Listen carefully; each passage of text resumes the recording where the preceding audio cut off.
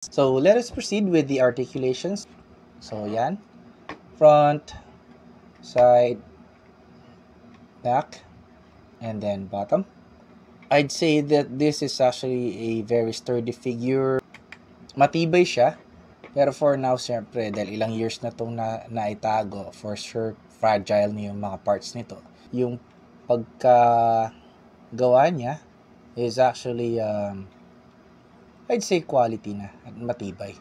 So, articulations-wise, head niya doesn't move. Shoulders can move 360 pero hindi ko na full rotation to. Elbows could rotate 360 as well and could also bend back and forth pero hindi ko rin gagawin. Sa legs, na-move naman siya back and forth. May limitation nga lang because of his transformation. Pero yan ang movement niya, possible. And yun na-move mo na rin ang kanyang torso. Limited nga lang, sobrang limited. So, let's go ahead and transform him. Let's start with the legs. So, straighten this up. Straighten. And then, repeat. There you go.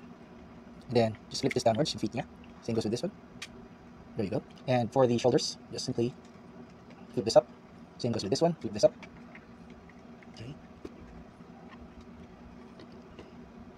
Okay. And this, simply move his head, the head of the gorilla, move it downwards.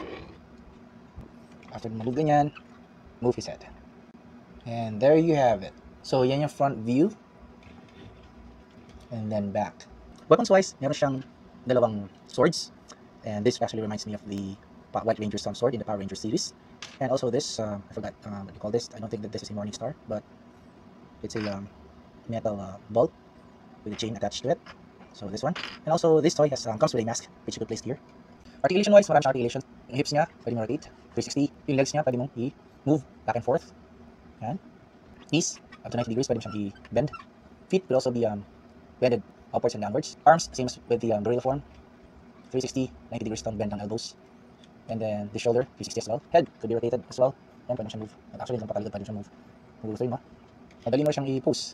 So that ends our review for Optimus Primal, the leader of the Maximals in the Beast Wars series.